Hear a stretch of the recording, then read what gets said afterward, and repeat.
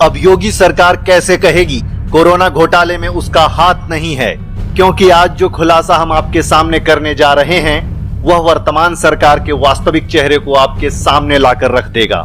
UP सरकार ने medical उपकरण खरीदने के लिए एक कॉरपोरेशन बनाया था, Uttar Pradesh medical supply corporation. इस कॉरपोरेशन के द्वारा कोरोना महामारी के इस भीषण संकट काल में भारी भ्रष्टाचार का मामला सामने आया है। जो थर्मामीटर बिना किसी मोल भाव ऑनलाइन 1800 रुपए में उपलब्ध है, उस थर्मामीटर को योगी सरकार ने पूरे 5200 रुपए में खरीदा है। जो ऑक्सीमीटर ऑनलाइन साइट पर 800 रुपए में उपलब्ध है, उसे योगी सरकार ने 1300 रुपए के भुगतान पर खरीदा है। आज प्रदेश की जनता कोरोना महामारी से मर रही है, शमशान में लाशें बिछी हैं, लेकिन उत्तर प्रदेश सरकार के मुखिया योगी जी भ्रष्टाचार करने में जुटे हुए हैं। योगी सरकार का यह घोटाला करगिल के ताबूत घोटाले की याद दिलाता है, कोयला घोटाले की याद दिलाता है।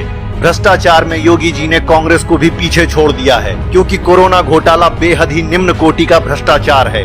आपको यह जानकर आश्चर्य होगा कि जिन कंपनियों को मेडिकल उपकरण सप्लाई का ठेका दिया गया है, जिन कंपनियों से ऑक्सीमीटर और थर्मामीटर मंगवाया गया है, वे कंपनियां चाय के दुकानों, स्कूलों और कॉलेजों के पते पर खुली हैं।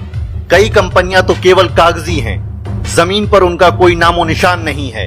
कई कंपनियां ऐसी भी हैं जिनका मूल काम कंस्ट्रक्शन यानी घर और बिल्डिंग बनाने का है, लेकिन योगी सरकार ने घोटाले के तहत मेडिकल उपकरण उन कंपनियों से खरीदे हैं। इतना ही नहीं, अपने आप को सबसे बड़ी राष्ट्रवादी पार्टी कहने वाली भाजपा पूरे देश में चीनी सामान का बहिष्कार करवाती है, लेकिन दलाली खाने में भारत और चीन में भेद नहीं करती।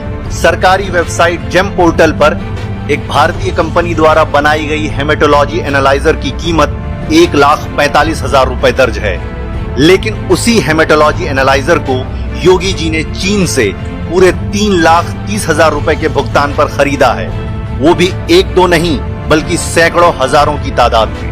हेमेटोलॉजी एनालाइजर खरीद का भ्रष्टाचार प्रदेश के पूरे 20 जिलों में खुलकर सामने आया है, जबकि ऑक्सीमीटर और थर्मामीटर खरीद घोटाला पूरे 65 जिलों में उजागर हुआ है। आपको याद होगा पीपीई किट का घोटाला, मंजन खरीद में घोटाला, ब्रश में घोटाला भी इसी कोरोना महामारी के दौरान हुआ है। अब और कितने घोटाले करेंगे योगी जी?